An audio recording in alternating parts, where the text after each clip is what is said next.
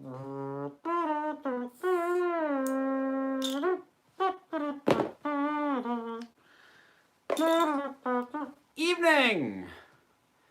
How's everyone doing tonight? And yes, thank you very much, Pirates, for filling in. It's greatly appreciated. Is there such a thing as a mature and responsible adult? They claim there is. I don't think I believe it.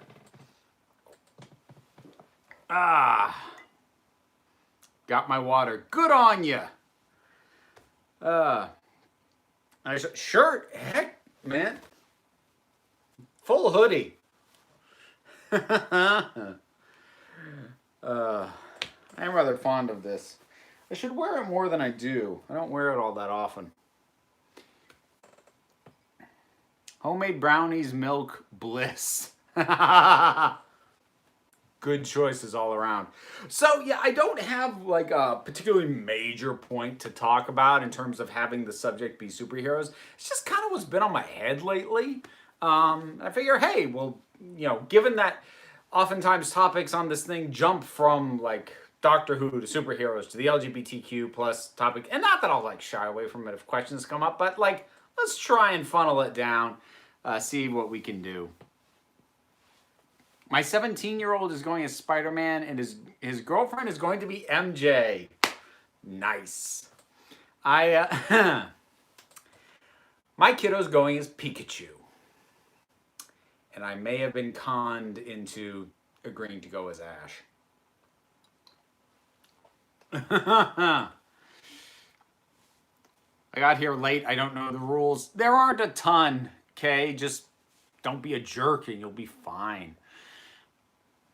Have you seen Joker yet? I have a review up. It's always weird to be like, it's one thing if they're asking me if I've seen something that like was a video ages ago and it's like way back because I've got over 1,000 videos on this dang thing. But like a week ago, I put that review up. Yeah, I've seen it. The things we do for our kids. Yeah, it's true. If your kid is Pikachu, you could be Raichu. The problem is I don't think I could find a costume of my size, and I am not crafty, so I ain't making it. That is a cute idea, though, for me to be the evolution. Kevin Feige is the new CCO for all of Marvel. Yeah, I was going to come to that eventually, but you know what? We can kick off with that one. So yes, Kevin Feige, previously only head of the Marvel films, has basically been made the head of all things Marvel. Now, this doesn't mean that he's going to be directly putting his hand or his fingers into all the other departments. I severely doubt that. It just means that now all the other departments except for publishing and marketing and merchandising, which is still under Ike Perlmutter, but all the creative departments answer to him.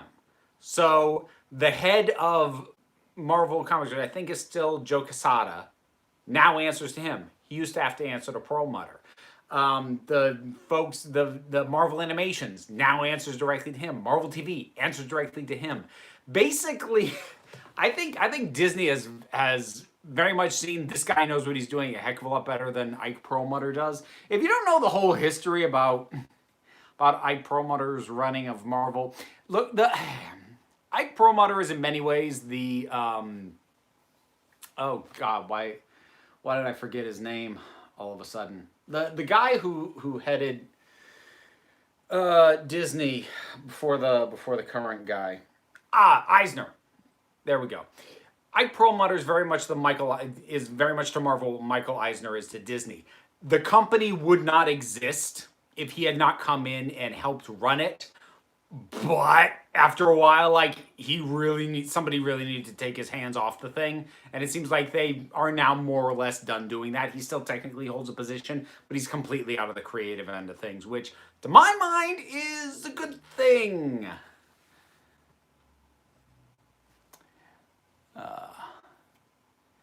If I were to go as Ash, I'd be Ash from The Evil Dead. I wish I was crafty. I could be Winifred Sanderson. I have friends who keep talking about doing the Sanderson sisters. Let's see.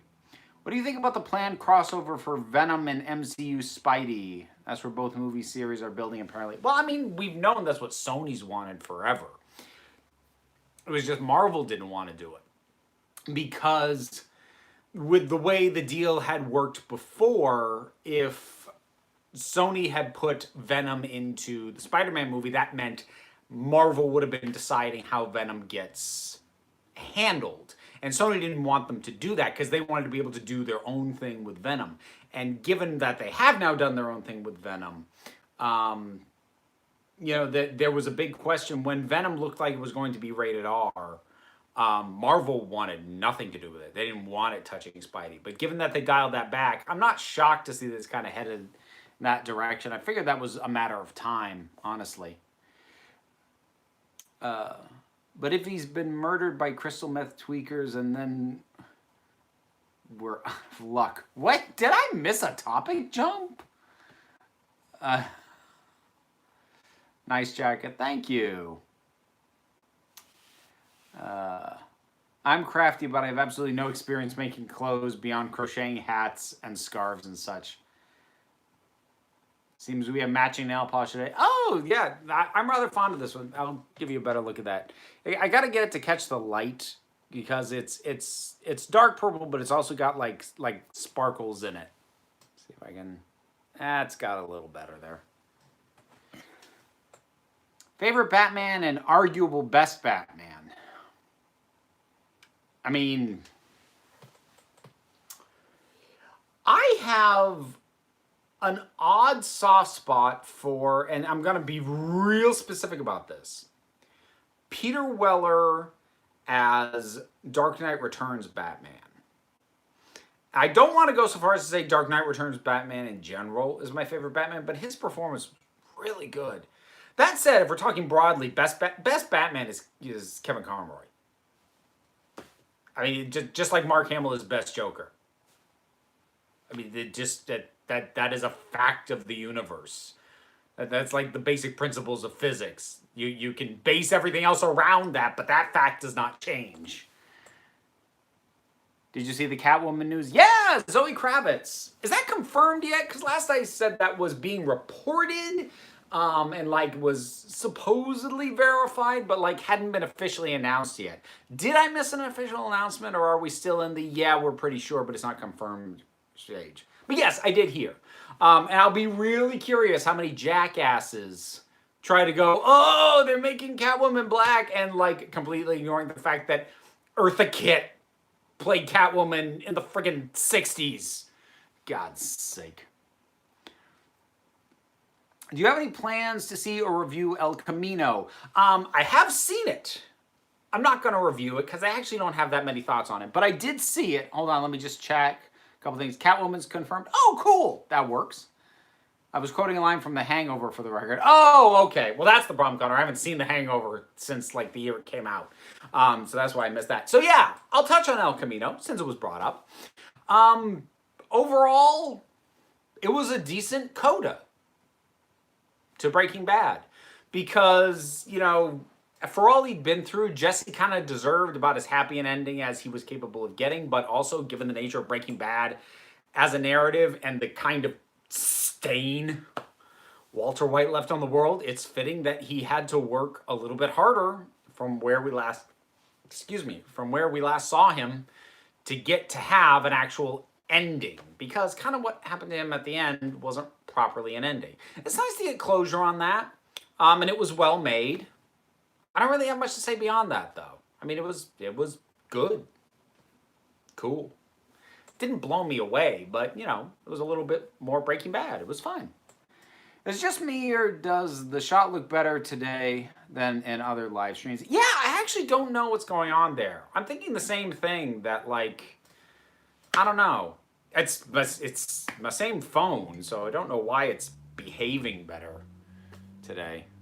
I wonder if it's because I'm wearing something with so much white and that the white balance on the phone is not being a jerk. I love Del Camino. It was a good epilogue for this. Epilogue's a good word for it. You are a superhero, super YouTuber. Your superpower is your intellect and kindness. Aww. Thank you, Donna. I'm not sure that either of those I have at a super level, but I do my best with what I've got.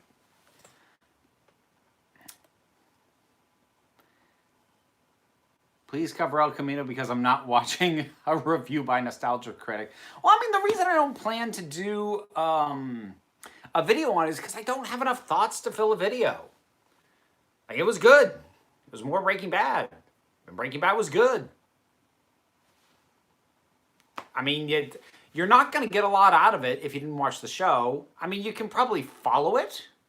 If you haven't watched the show, it gives you enough to work as a narrative, but you're not going to have a ton of investment if you didn't watch the show. Are you a fan of Rami Malek? I haven't seen him in that much. I mean, I saw him in I did 2 episodes of Mr. Robot because I was commissioned to. I've seen him in Bohemian Rhapsody. And he was good in both of those. I haven't played, but I've seen Let's Plays of Until Dawn, and he was fine in that. He was a little bit campy, but like so was everybody. The thing is, like, I'm at a point where I'm not sure there's that many actors who I'd go like, I'm a fan of that actor. I'm usually a fan of a specific performance. It's pretty rare these days for me to go out that I'm just a fan of an actor. It doesn't really happen too much for me these days. I think I just might have outgrown the concept. Have you seen the Supervillain Bowl? It's also a superhero bowl, but I haven't seen that one. Nope, I am not familiar. Did you have any thoughts on the Birds of Prey trailer and just the film overall? If they were going to make a Birds of Prey film, I wish they made a Birds of Prey film and not Harley Quinn featuring some people that we swear are the Birds of Prey. But, you know, I've said that before. Is there anybody in particular you'd like as Batman? I would say Anson Mount. He'd make a phenomenal Bruce and would be a great Batman. Christopher Pike in Star Trek Discovery. Oh, wasn't he Black Bolt in Inhumans also? Have you seen the ContraPoints video on Opulence? I've started it. I haven't finished it yet. I haven't really been in the mood. I'm really a bad person to ask for fan casting. Like, who would you want to play X character? Like, I don't know. My brain doesn't work like that. Have you ever heard of the Gone series by Michael Grant? It's a really cool series that deals with superpowers, so I was wondering your opinion on the series if you've read it. I am not familiar with either that series or that writer, unfortunately. Yes, he was. Yeah, I thought, like, you said that name. You said Anson Mount. Like, I know not only have I seen that name before, I've said it before. I've said that name. Why would I have said that name? And I had to backtrack because I had to drink to get through the premiere pilot thing of the Inhumans. So, props on me for remembering that. Did you watch Raising Dion? I have not. One of my coworkers brought that up. My mother's making apple crisp. Would you care for a piece a la mode? Well, see, I'm in Vermont, so I would take my apple crisp warmed up with a slice of cheddar cheese, because that's how we do. If you could form an Avengers team out of your favorite YouTubers, who would you pick to fight Ben Shapiro?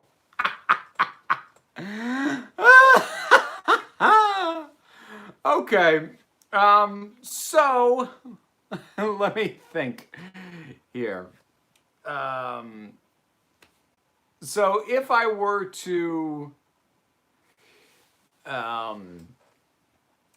assemble an Avengers team out of YouTubers, and like, I'm not going to go into full detail on this, but let's just trying to imagine superpowers that would relate in some way to the kinds of YouTube stuff that they do.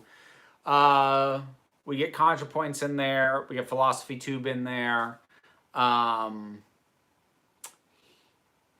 Could have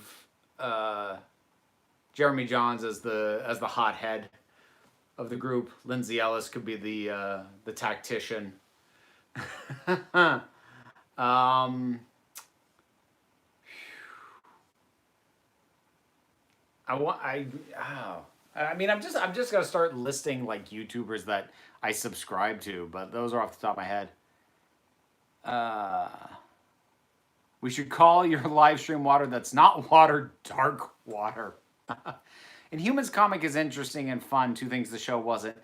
I had a friend who lent me a volume of Inhuman stuff. I got through about a couple of issues of it, and it wasn't bad, but I did realize like this is just not for me.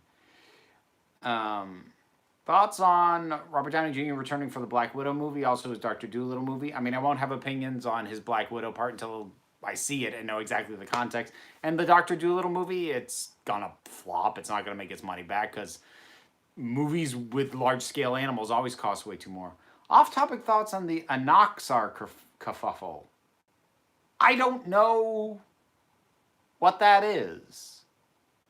In recent comics, I highly recommend the recent run of Mr. Miracle. I got my volume signed at NYCC. I have a number of friends who really dig Mr. Miracle. I never really got into his stuff.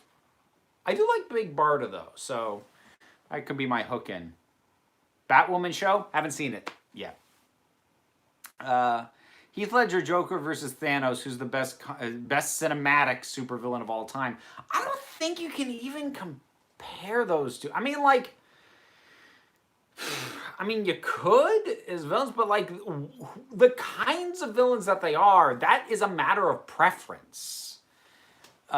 Just because like what they're doing and how they go about it is so completely different. They're almost antithetical.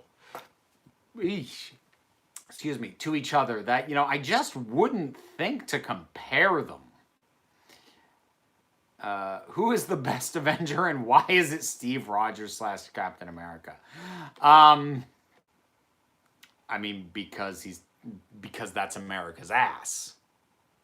What more do you need? If you're looking for a highly underrated work of animation, I would recommend the 1983 movie Twice Upon the Time. You are not the first one to recommend that to me. I've had a number of people recommend that. It's been a little while since I've tried to look for it. Like, I had it recommended to me years ago, but I couldn't find it. I haven't looked again lately, so I don't know if it's popped up streaming or rentable digitally anywhere since the last time I checked. If you could pick one superpower, what would it pick? Shapeshifting. Always and forever. That will always be my answer. In light of your recent Christopher Eccleston video,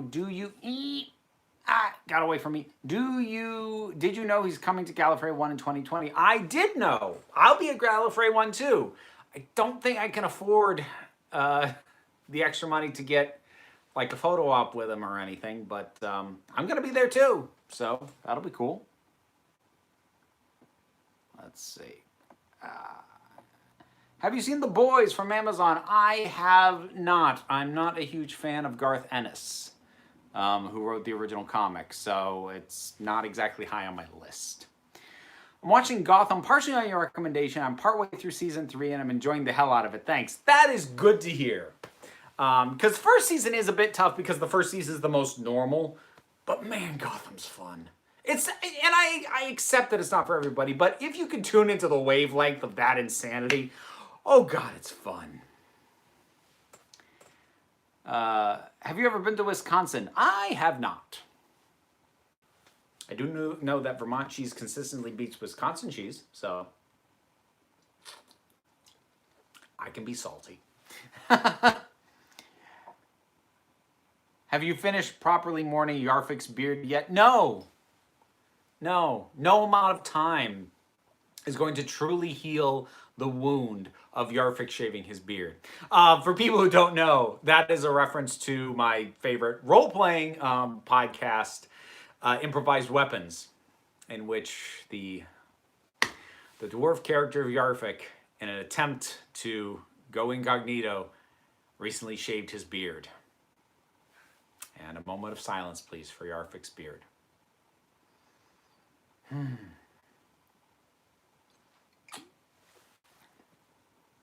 Preferred superpower, flying. That's a good one.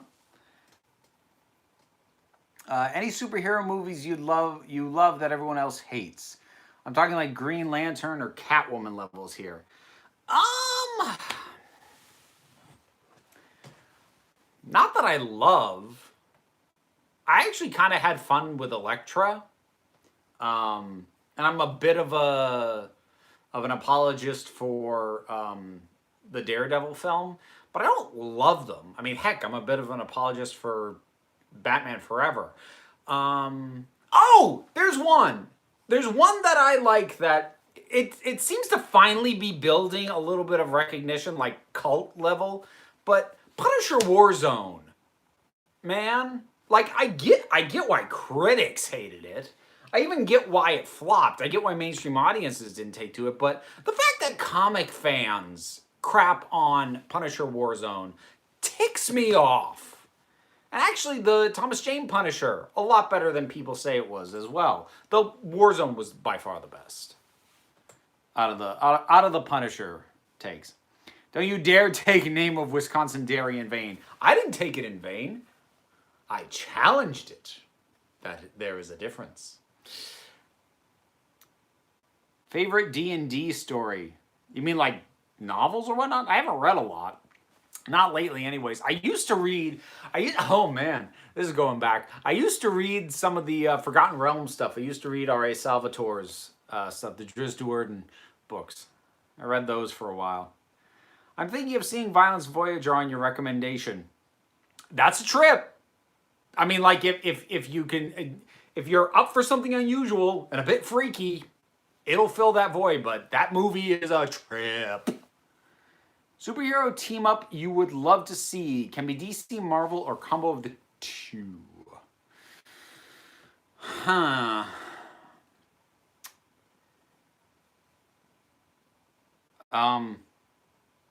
Okay, this is gonna sound weird unless you've read any of the comics where they run into each other, but give me Howard the Duck and She-Hulk. Thoughts on spicy brown mustard? I am not a mustard fan in any variety. I've like softened on it a little over the years, but it's never something I'd request. What states have you visited? Okay, let me think.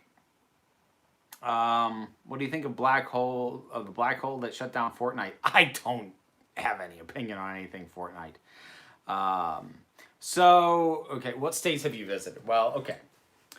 Vermont, New Hampshire, Maine, Massachusetts, New York, Connecticut, Rhode Island, Virginia, Florida, Indiana, California, Oregon. I think that's it. Yeah. Most of the middle of the country I have skipped over. A favorite personal D&D story, assuming you've played. I don't know, man. I just kind of like the last D&D campaign I played. Oh boy, I'm trying to think if there's a short version of this because this was DM'd by my friend Paul, which means it's weird and it's difficult to explain. So okay, so I'm not going to give the context to how I got into this situation, but I was trying to do a mercy kill on a dragon by getting into its mouth and stabbing its brain from up inside its mouth.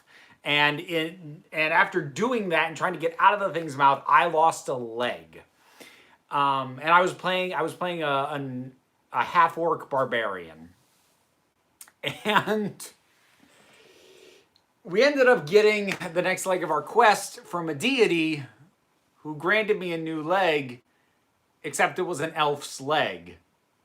So I had this big hulking half orc character with this one slender, delicate elf leg that I did actually like peek through a curtain to entice a guard at one point.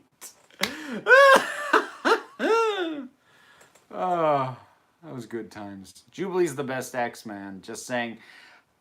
Steven, I'm going to disagree, but I'm going to go in the same sort of template ballpark and say Kitty Pryde is the best X-Man. Thoughts on Batman Beyond? Honestly, I haven't seen that many episodes of the show. I do really like the Return of the Joker movie, though.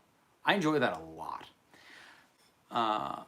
Don't think you've ever been asked on here Which is your favorite superhero? A Spider-Man.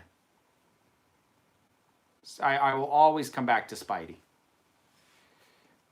A friend of mine recommended a British television film from 1984 called Threads. It deserves to be watched for how it depicts nuclear devastation in such an immensely realistic way. Sounds good. Also sounds depressing. So, might stick a pin in that. I tread lightly around heavy, depressing stuff these days. I've just got a lot on my plate.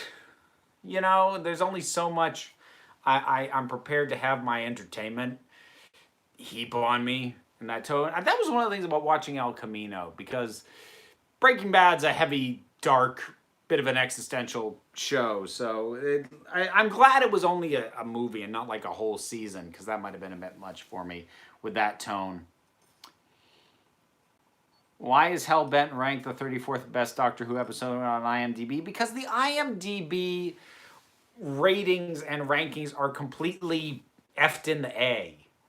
Like, you cannot trust those things anymore. Anything that has any kind of fan war on it has gotten review bombed in either direction. Either too high or too low, or two battling segments evening each other out. IMDb, it's a decent place for information. If you're going there for opinions and reviews, it's a disaster area. That's why. Have you seen the Wonder Woman movie from 2009? The animated one. I'm assuming you mean. Yeah, I own that. It's quite good.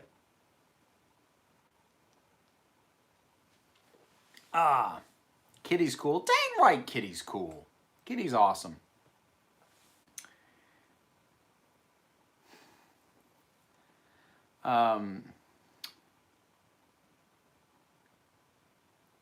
What would your superhero, supervillain name be? I don't know. I don't... Whenever I write, I'm very self-conscious about how cheesy I'm being. And given that superhero or supervillain names tend to be very cheesy, I think I'd need somebody else to name me. I don't think I'd ever come up with anything I'm happy with. I think I just have to start doing either the heroics or the villainy and let somebody like J. Jonah Jameson name me across the front page and let that be it. What do you think is the most underrated superhero movie? I mean, probably Punisher Warzone, like I said earlier. And I mentioned a few others. Any tips for writing an LGBT plus romance novel?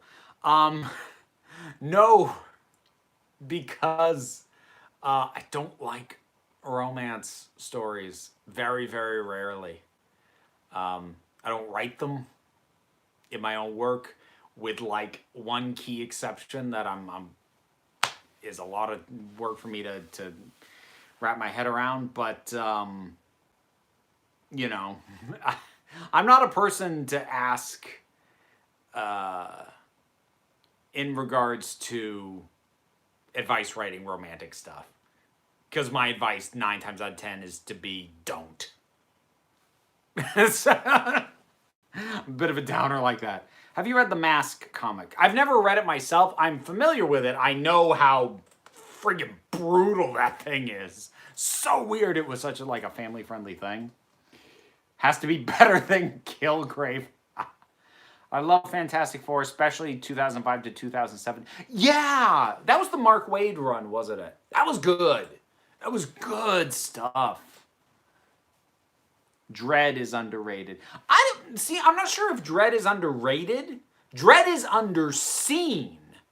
But everyone I know who's seen it thinks it's great.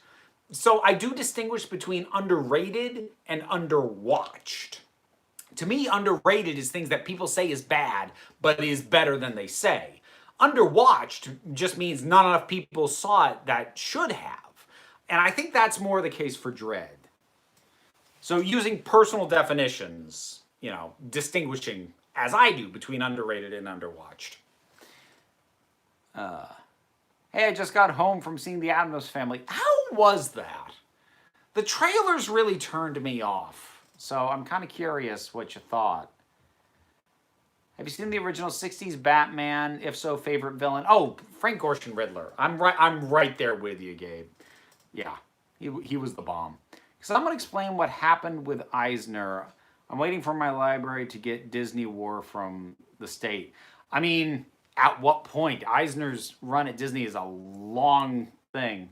Hang on a second, though. Off topic, but I'd like your advice. A friend wants to make a character trans from the beginning, not a realization. I'll explain a bit more. I need more than one message box. Okay, so keep it coming and I'll get back to you. So, I mean, Eisner, Disney was in a very bad place at the tail end of the 80s. Eisner was brought in, I think he'd been at Paramount, and he was brought in to run things. And Eisner is not a creatives guy. He's just not. Everything is business. But he does understand that good artistic product is good for business. He did at least get that much. And it was under his tenure, and not like directly, because he had Katzenberg working on the animation studio for a while before the two of them clashed and Katzenberg was out. But under Eisner's tenure, you had the Disney Renaissance. You had Disney acquiring ABC, which actually wasn't great for them and took a while to pan out. But he helped build Disney back up, because by the mid 80s it was in bad shape. But you know, then under his watch, you also got things like the glut of direct-to-video animated sequels, because they could cash in. So, you know, Eisner was a mixed bag, but he definitely saved the company regardless. Some days you just can't get rid of a bomb. Oh, God, such a great line. Adam West was great. I want to talk about underappreciated. Oh, actually, I feel like people are gaining a new appreciation for Adam West's Batman, which is good. Have you ever heard or watched the TV show The Fosters? I have heard of it. I have never watched it. As a member of the LGBTQ plus community, I believe it to be the best portrayal of such characters and issues in media. That's good to hear. It's, you know, it's a family drama, though, which just isn't my genre. I mean, there's a reason I tend to really push for these sorts of things to show up in things like sci-fi and superheroes and fantasy, because that's what I like. I don't want to have to venture into a genre I don't care about to get characters that I can relate to. But that's good to hear. Good representation is good representation, whether it's in a genre I care about or not. So that's still a good thing. That's probably not going to get me to watch it. Okay, so talking about the Addams Family, I thought it was okay. There was some funny visual jokes, but not huge on the story itself. That's a shame. Any expectations and thoughts on the new Suicide Squad? I'm really not going to have any thoughts until I see a trailer. I mean, we saw some images, some very bright, garish costumes, but again, until you see them on screen and know how they are going to be lit and everything else, it's hard to go off that alone. The Addams Family was kind of cute, but very much for a young audience. It was pretty simple plot-wise, but I did laugh out loud at the jokes mostly. Yeah, maybe that's a streaming sort of thing for me. Let's see here. Last week I watched an anime film from 1985 called Night on the Galactic Railroad. It's a very meta and ethereal film that ended up becoming one of my favorites. I have never heard of that one. Huh. I haven't seen a ton of anime at this point, but I've heard of a fair amount of it. That's a new name to me.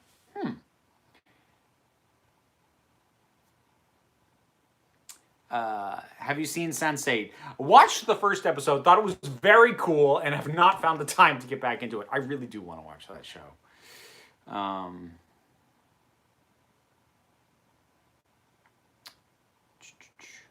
Julie Newmar or Eartha Kitt?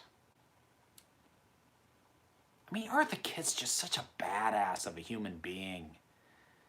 I think I'm always going to default in favor of Eartha Kitt. The character is formed. I don't feel comfortable because it feels like adding it. Like going, this one will be gay, this one's trans. I don't like that for inclusive characters. Okay, so this is John talking about the thing his friend's writing.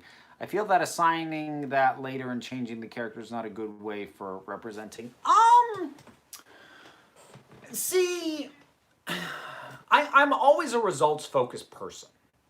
I will grant that certain processes, certain ways of going about these things tend to lead to certain final results and do better final results more often than others. But I'm not going to automatically say that basically writing your characters and then giving them attributes like being trans or being gay or being black or being whatever, being a woman, taking blank slate characters and adding those traits. I don't think that is automatically a bad thing, provided you don't just give them those traits and then think you're done. The way to do it like that, because I think there is a viable way to do it in that approach, is to write your story so that you know your narrative, you know every character's function in that plot, and then to go back and deepen the characterization. And if that is the point at which you start adding things like a character being trans, that's fine, but you need to look very carefully at that character's function in the story, the way that they behave, and figure out how does being trans affect what they do and how they behave. And I don't just mean lines of dialogue. I mean, does the things that they do in the plot still make sense? Or would they make sense more now that I know this thing about this character if I adjust them? And usually you should. So I think it's fine doing it that way, provided that you actually go down the rabbit hole of all the implications. Because if a character is trans, maybe them discovering it is not part of this narrative, but that's been a part of their life at some point. So maybe it makes you realize the baggage that character is going to have, and you alter their interactions with other characters or their reaction to something that goes on in accordance with the baggage or whatever experiences they would have had as part of being trans that weren't part of their backstory when you wrote your initial draft. So again, you can stamp these traits on afterwards, provided you then follow through on what that addition means.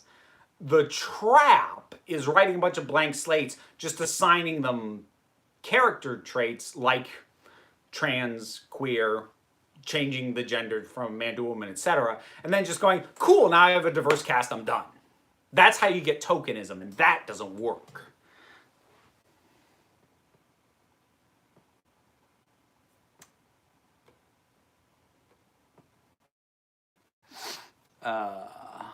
Let's see. Do you think Marvel will finally honor its promise to have an explicitly gay LGBTQ plus superhero in the Avengers franchise and films? Well, it's supposedly happening in Eternals.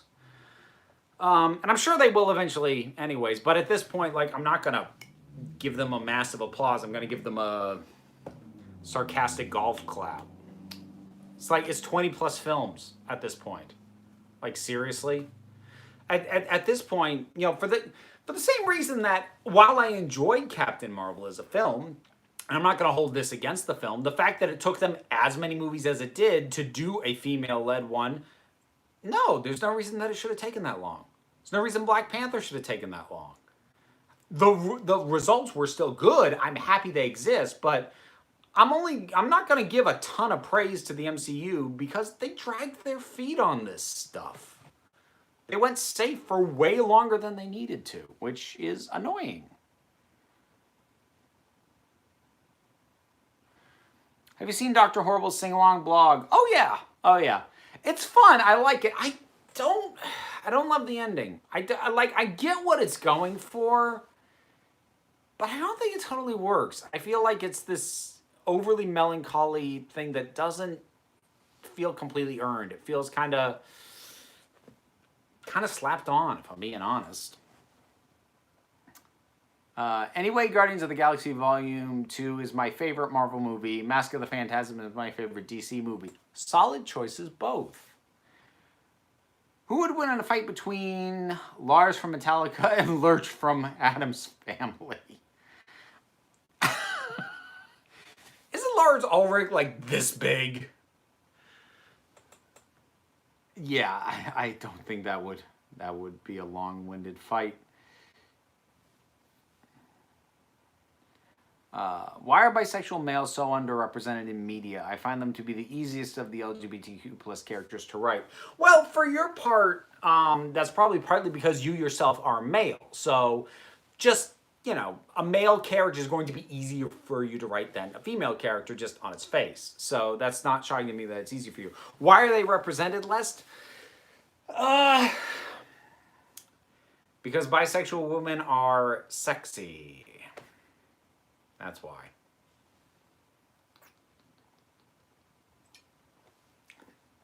And there's almost never a reason to have a bisexual male character. Like bisexual females, and you get a lot of bisexual female villains, is like a lot of excuse me, femme fatale style characters either are or are implied to be bisexual because there's an inherent untrustworthiness to it. But again, sexy. Yeah.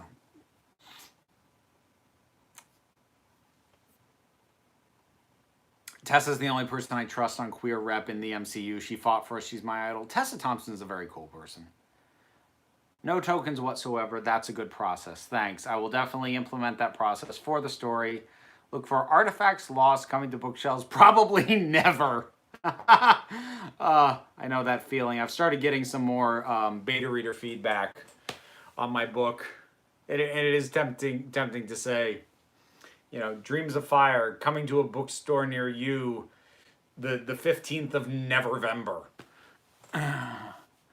Okay, last. Have you seen or read for this stream? I promise. Yeah, right.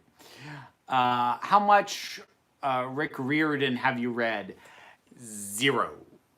I have not read Rick Riordan. I've had Magnus Chase brought up repeatedly to me to check out for the LGBTQ plus representation, but I have not read his stuff.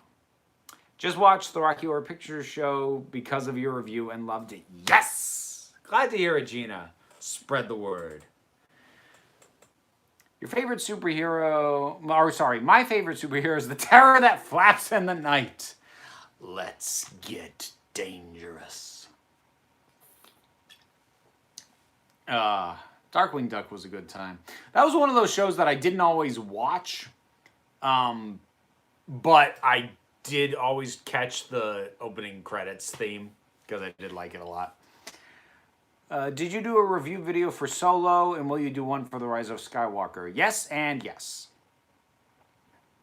Will you be getting Disney Plus, and is it scary how many things they own and are able to put up on there?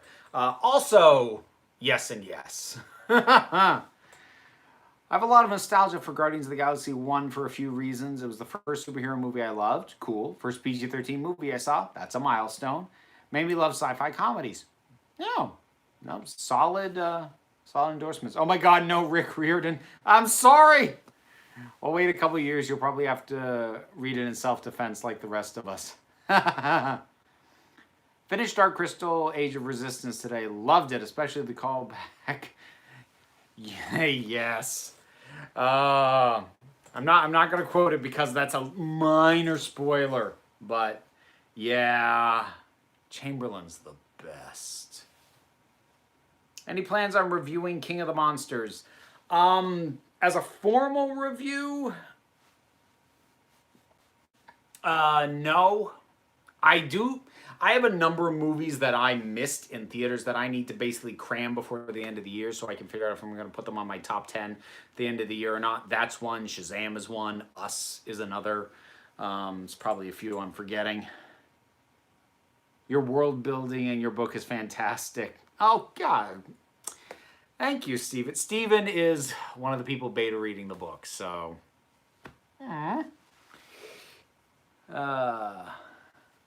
My first movie I saw all the way through was Batman 1989. Any thoughts on the prevalence of children's card games in popular media? I don't know. Never thought about it. Harry, did you put your name in the Goblet of Fire? Have you seen Doom Patrol? I have not. It did look amusingly weird, but I have not gotten to it. One of my favorite movies from the 1960s, Butch Cassidy and the Sundance Kid. Don't suppose you've seen it, have you? I have, and it is very good. That's a William Goldman script, so that's usually good stuff. What's it like for a kid to have parents who are just friends rather than in a relationship? You and your kid's mom relationship is the norm, and in the culture, that's the norm. I mean, what's it like for her to have parents like that? I don't know. It's her normal at this point. I mean, the main thing is just to be sure that me and her mother get along, and we do, which is, you know, part of why we're not together anymore, so that we could get along better, because we're better friends and better joint parents than we were married couple. So there you go. Have you been watching Titan Season 2? I have not. Over Mornay House, Wampus. That question, we need to add that to the drink questions list, because that comes up every now and then. Thoughts on the cost of college and issues with the capitalist model for higher education? Capitalism should not be part of the education process. There, I said it.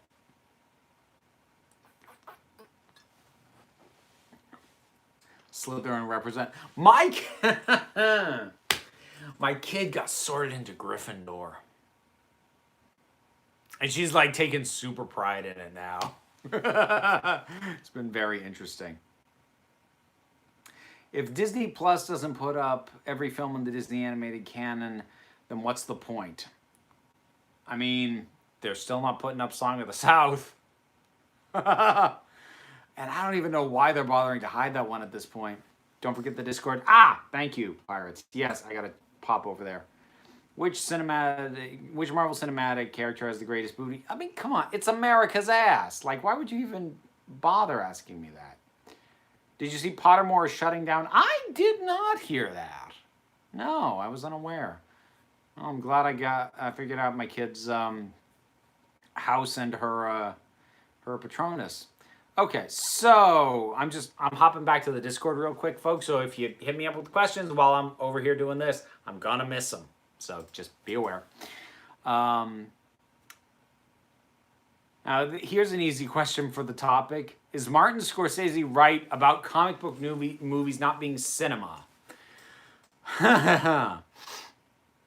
Yes and no. He's right by whatever his personal definition of cinema is. And what I mean by that is he's using cinema to basically mean artistically merited film. Because there's no on paper definition that distinguishes cinema from just being a movie. But in his head, he has some distinction as to what elevates something to the level of cinema. And whatever his personal definition is, comic book movies don't match. So I don't think he's wrong, but he's also using his own personal definition as part of this statement. And given that I don't know exactly how he defines cinema, and even if I did, I don't know if I'd agree with it. So, like, it's just a kind of an elitist position. I mean, it reminds me more than a little of when Roger Ebert declared that video games can never be art. It's like I know you're really attached to art forms that you know or as you know them, but you're wrong. It's kind of where I am on that. What's your take on all the star power they're putting into Crisis on Infinite Earths? Will it be worth the fan service if most of these are just brief cameos? Yeah, I think so. I mean, that's kind of the nature of mashing up that many characters anyway. They're not all going to get spotlighted, but they're all going to be there. That's just kind of fun. Thoughts on Zoe Kravitz being cast as Catwoman and Batman? I did mention that. I think it's cool. I've liked what I've seen her in so far that I've seen.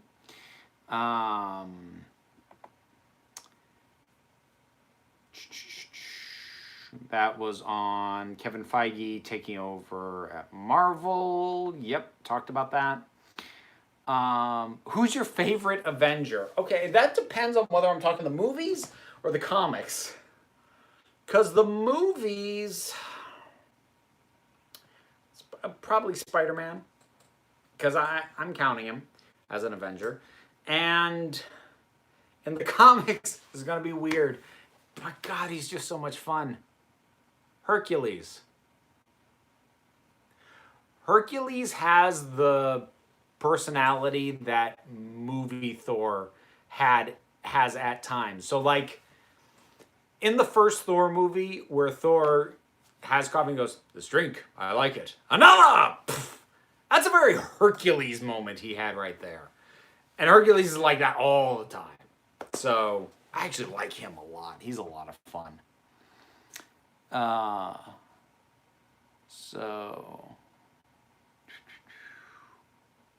Have you seen the new Astiff movie?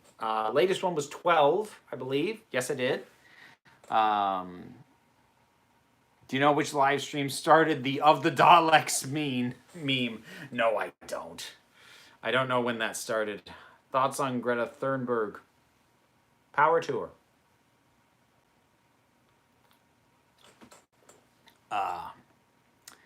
That's a couple more off the Discord, then I'm coming back. What other universe, i.e. Doctor Who, could you see in a series or show which both brought together with either DC or Marvel? Oh, you know what you could mash up? You know what I think would be fun to mash up with Marvel Cosmic, and I think would slot in really well with things like the Guardians of the Galaxy and things like that? Farscape. I think that mashed together real well. Favorite scary movie? I don't know if I could say it's my favorite scary movie, but the scariest movie I've ever seen, 1978 Invasion of the Body Snatchers. I still stand by that. Speculation on the way the Doctor relates to gender. Do you think things like gender identity, sexuality, atypicality, etc., change for the Doctor between regeneration, or is some of that constant? What is necessary for you to buy that the Doctor is still the Doctor? The Doctor has to maintain their moral compass, their same moral values in terms of what is or is not okay, what does or does not require them to step in and act. The ways in which they go about it will vary. The ways in which they will interact with others will vary. Their sense of self clearly varies, but that core, I think, is really all you need to keep. That and the Britishness, and that's not necessarily intrinsic to the Doctor as a character, but I think it's very much part of the identity of this show, and I don't think they should ever ditch that. Top 5 WhoTubers? Oh, God. I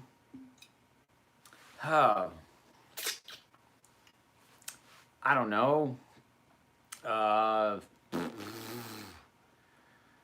Stu Bagful, Wingy, Doctor Who Guide, Ace Creeper, Crispy Pro. There you go.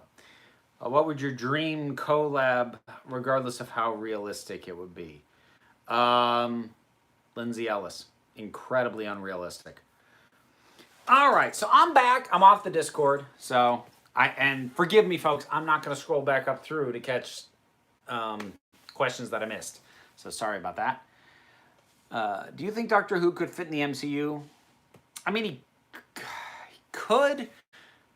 Here's what I'll say. I would like to see the Doctor get into an argument with Doctor Strange. That's about the extent to which I'd care to see the two mash up.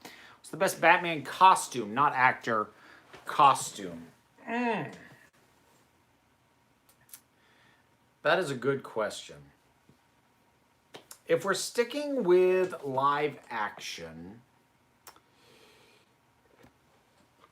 I'm still partial to the 89, if I'm being honest. It's not the most practical, but it just looks good.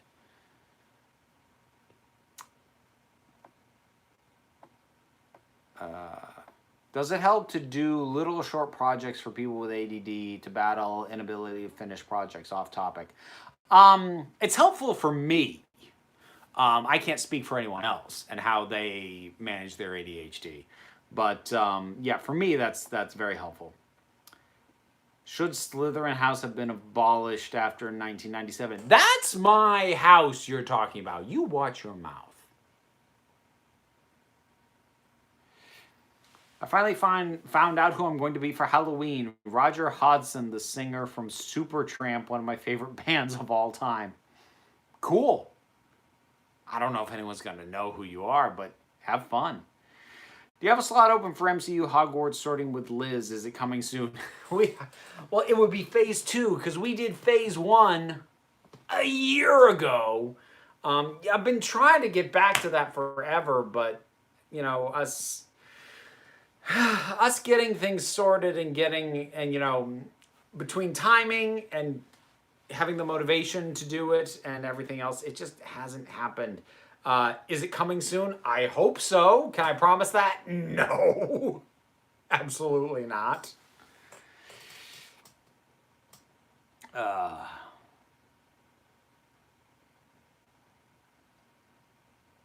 Slytherin deserves better treatment. I concur. I'll admit I did think Draco was hot even when he was evil. Well, that's a bad boy thing. That's something else.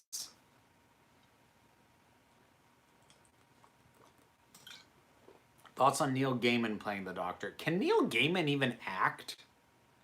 I'm not sure he can. He's a very cool guy. If you wanted to base an interpretation of the Doctor on Neil Gaiman, that could be good. I don't think he can actually act. Would you like to see a Doctor Who episode where they reference and go back to a place from an earlier episode and he actually changes the decision he made?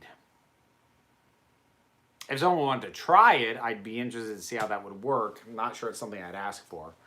Are there any two Doctors you think wouldn't make for a particularly interesting multi-Doctor story and vice versa? I don't think that the second and the 11th Doctor would be that interesting together because they're too similar.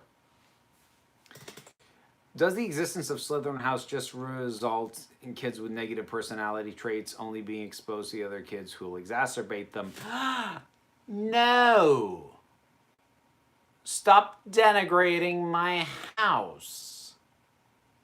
It's not a breeding ground for bad influences any more than any other is. It's one of the things, look, and this aggravates me about the way J.K. Rowling wrote it, and this aggravated me in the first season of The Dragon Prince. There is this assumption that if someone is a pragmatist, that they lack any kind of moral compass, that they'll just do whatever gets them the result they want, and that they have no regard for morals. That's not what pragmatism is. Pragmatism means doing what makes the most sense, what gets you the best result in the least amount of work and unnecessary effort within the framework of whatever your personal moral code and standing is. Pragmatists are not devoid of morals any more than any other kind of person with any other kind of approach or mental processes is automatically devoid of morals. It really infuriates me, this assumption that pragmatists don't care. It's like, yeah, look, maybe we don't care about the rules because we don't get hung up on the principle of the thing, but that doesn't mean we have no morals about the end results or that nothing is off limits. Yeah, sorry, kind of hit a button on that.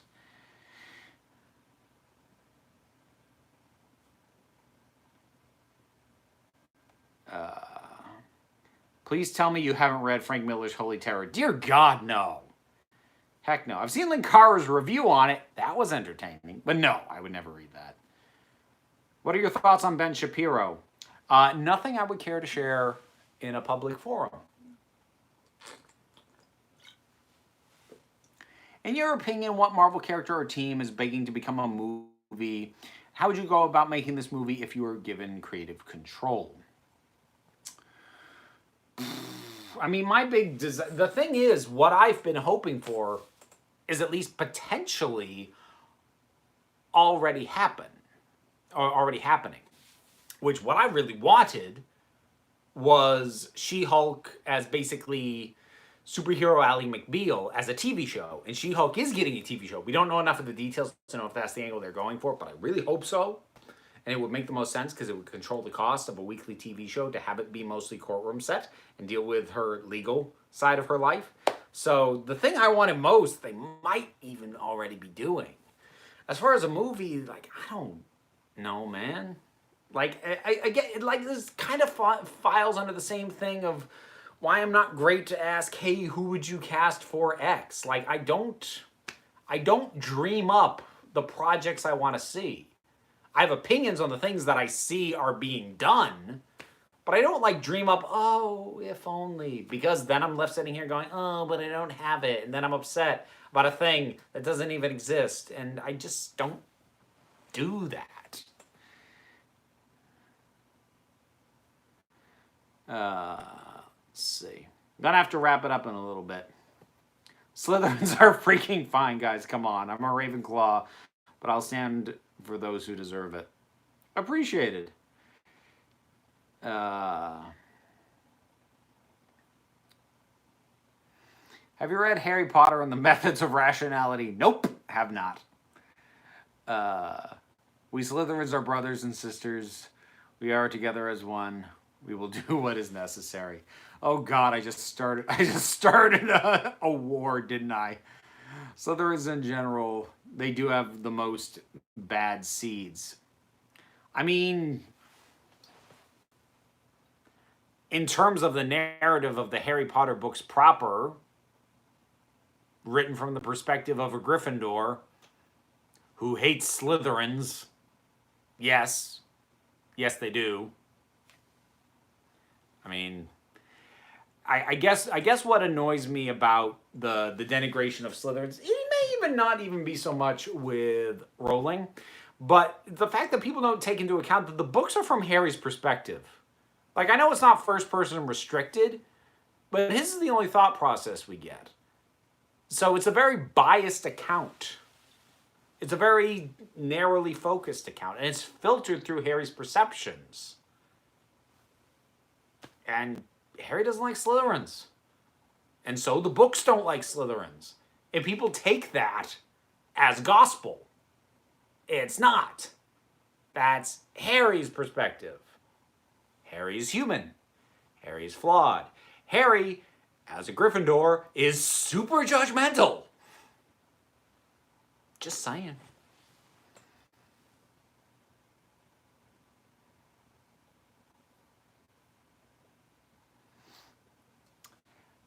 Have you seen the bitch fight of Canary Wharf? No!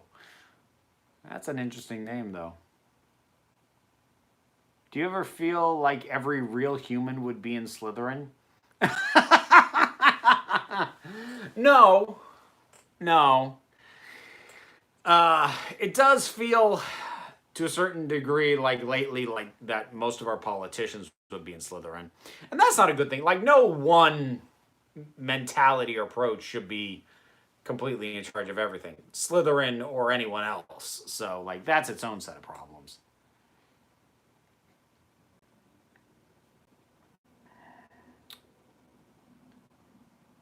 Should Rowling be viewed like Lovecraft? Lovecraft was extremely racist, sexist, etc.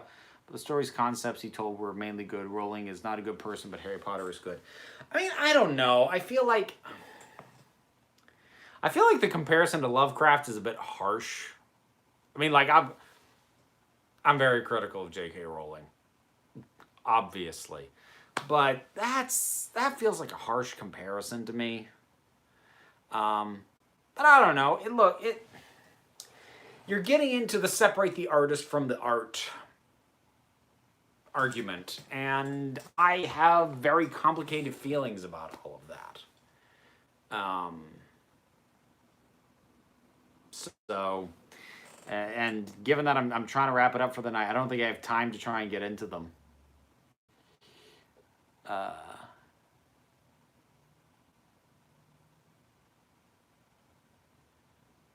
Is it annoying when I ask you questions about the culture universe when you've only read one book in the series? No, I don't mind. I mean, as long as you are willing to accept that any answer that I give you is informed by only having read one book. As long as you accept that with my answers, no, I don't mind.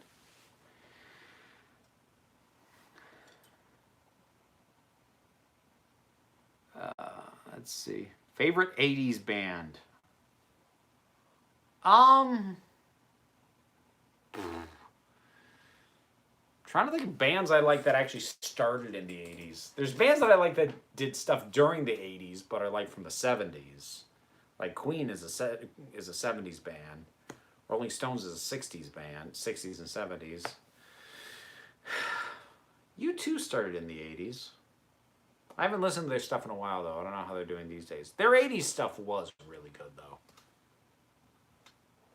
According to James Rolfe, the newest episode of The Angry Video Game Nerd is going to be filmed in one continuous shoot. Bugger's stealing my format! I'll sue! Ah, whatever. He can do what he wants. Favorite silent film? God, it's been a while since I've watched a silent movie. I don't know, maybe The Gold Rush?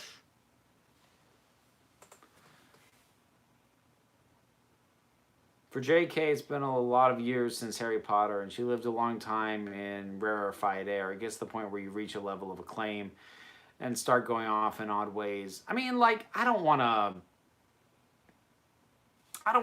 pass too much judgment on why or why not Rowling is the way she is, says the things that she says, because I don't know her personally. Like, I'm not going to psychoanalyze somebody I don't know, but, you know.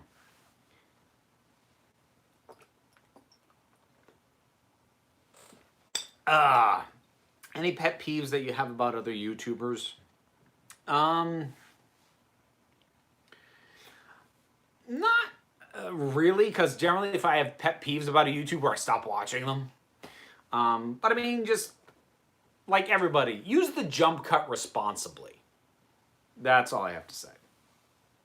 I think of Tiana from Princess and the Frog as a noble Slytherin because of her ambition. She's a bit Slytherin-ish. You know who's a Slytherin? Anyone who watches She-Ra. Glimmer is a Slytherin. Lovecraft's views would have been close to mainstream when he was writing. No. Even for the time. Lovecraft was super racist. Even by the standards of the age when he lived. He was super racist. So, if you're saying that was the thoughts of the time, no. Like, even by the metric of more racist time, he was still way over there.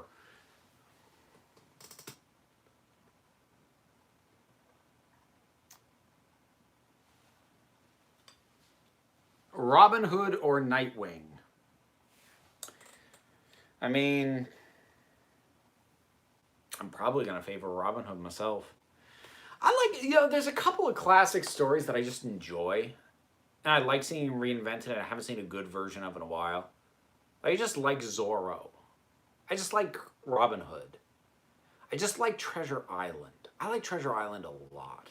We haven't gotten good versions of any of these in a long time. I would say we haven't had a good version of Zorro since the first Antonio Banderas one. That was the 90s. We haven't had a good Robin Hood film since Prince of Thieves. Yes, Kevin Costner was not great as Robin Hood, but it was still a good Robin Hood movie.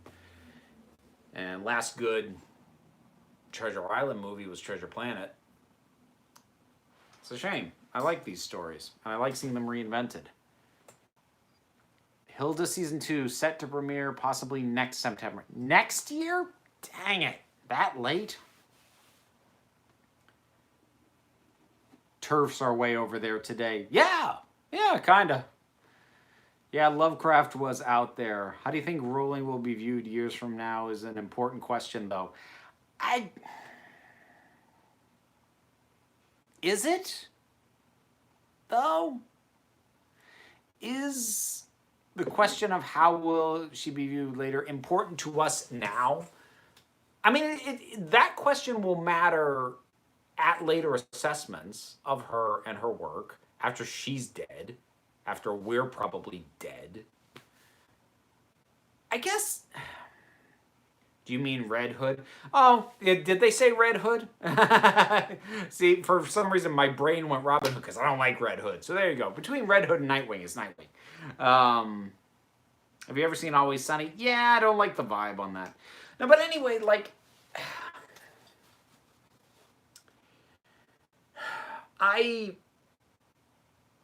There's something about having a hang-up on what will people think way, way later that just strikes me as an odd way to view anything going on right now. I mean, if you're talking tangible, yes, that's important. Are we burning the planet to the ground? Yes, we should probably fix that now. But like just in terms of artistic work and personal views that aren't being used to shape the behavior of others, like through politics or what have you.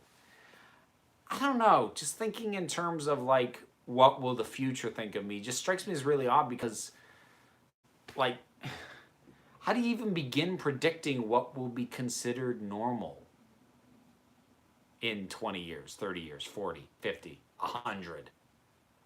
And that just seems like paralyzing to me, just to even try and go that way.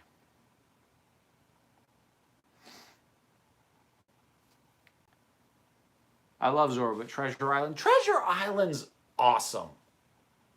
I can't even like justify it. Like, I love that. I love that story. I love that sense of adventure. I love that assemblage of weird characters. I love Treasure Island.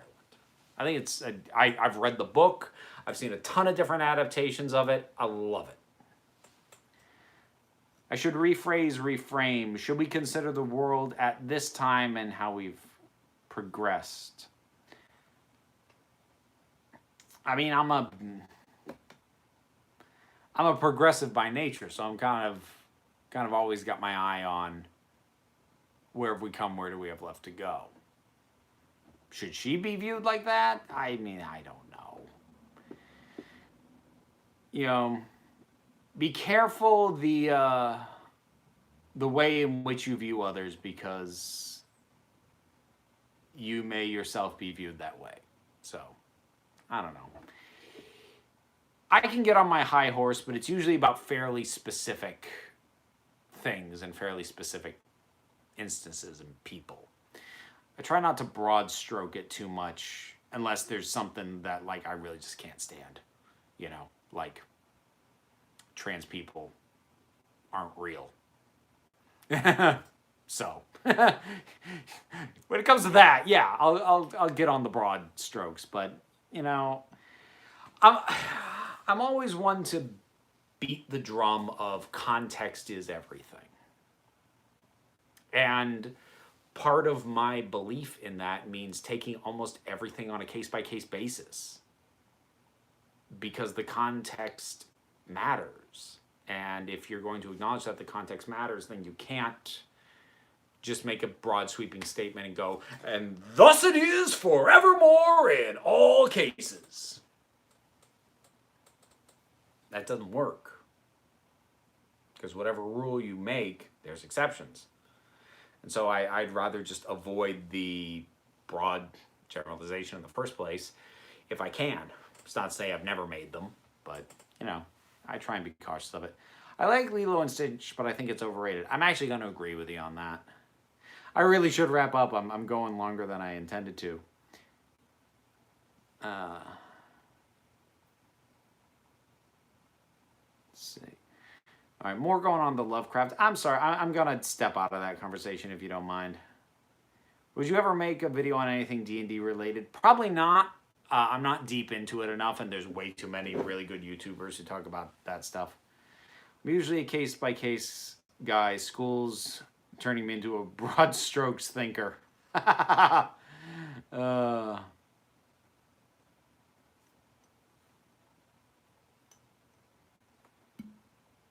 have autism and talk to a lot of people with disability. You would not believe the discrimination some of them had faced. No, I'd probably believe it. Although I probably couldn't imagine it accurately. But if you tell me, I'd probably believe it. I have some friends with various disabilities, both physical and mental health, that they, work through and they cope with. But I do have a window into some of that. I obviously don't live with that. I have my own mental health thing. I have ADHD, but like, people don't know that unless I tell them, or they know me well enough to maybe pick it up on their own. But yeah, I I would believe it.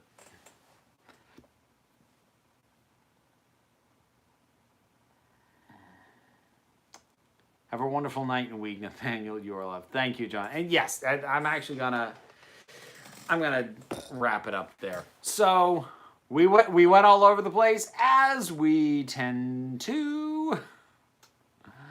If you get the to use the power of one Infinity Stone, which would it be, and how would you use it?